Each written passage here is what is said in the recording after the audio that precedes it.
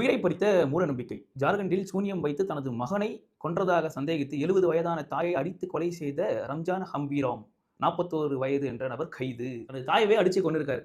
சரி, ஓகே.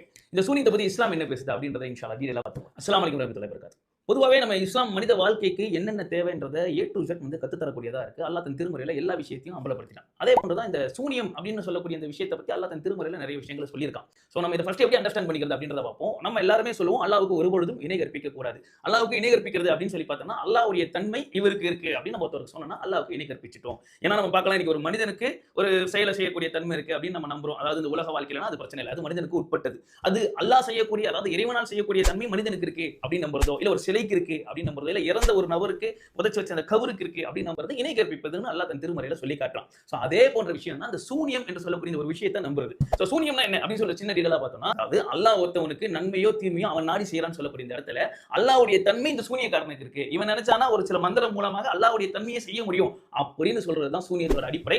ஆனா இதை இஸ்லாம் தகர்க்கிறது.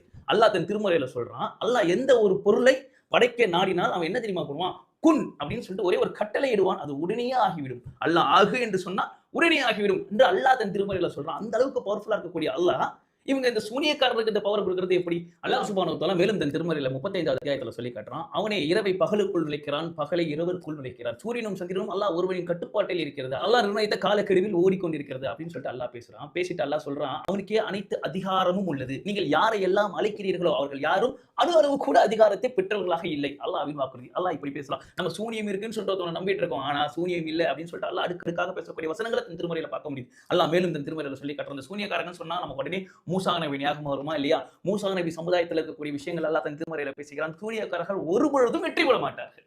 வெற்றி பெறணும் உண்மையா இருக்கணுமா இல்லையா? உண்மை இல்லாத செயல் எப்படி வெற்றி பெறும்? சூனியக்காரர்கள் வெற்றி பெற மாட்டார்கள் பேசுறான். மேலும் இந்த சூனியக்காரர்கள் என்ன தெரியுமா பண்ணாங்க?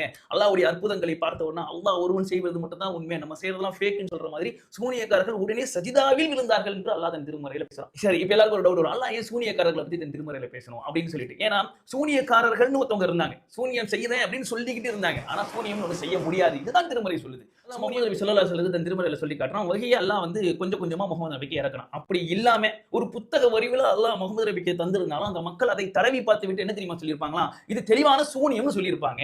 இது உண்மை இல்லை அப்படின்னு சொல்லியிருப்பாங்க. இதுல இருந்து என்ன புரியுது? சூனியம்னா உண்மை இல்லை. அந்த திருமறை அவங்க என்ன பண்ணுவாங்களாம்? பார்த்த உடனே இது சூனியம், இதுல ஒண்ணுமே இல்லை அப்படின்னு சொல்லி அந்த மக்கள் மறுத்து இருப்பார்கள் சொல்லிட்டு அல்லாஹ் இறை மறுப்பார்களை பத்தி பேசுறான். அதனால இஸ்லாமில இருக்கக்கூடிய நம்ம அறிஞ்சு வச்சிருக்கணும் சூனியம் என்பது மிகப்பெரிய மூட நம்பிக்கை. சூனியத்தை நம்புவது இஸ்லாத்தில் இருந்து நாம் மாறுபடுவதாகும். நாளை மறுமையில் அல்லாஹ் கிட்ட மிகப்பெரிய கை சேதத்தை ஏற்படுத்தும் அப்படின்ற விஷயத்தை தெரிஞ்ச மக்களாக அல்லாஹ் சுப்ஹானஹு வ தஆலா எல்லாரையும் ஆளாக்கி அருள்புரின்னு சொல்லி இந்த வீடியோ முடிச்சுக்கலாம். அஃபலா ததக்கரும், சிந்திக்க மாட்டீர்களா?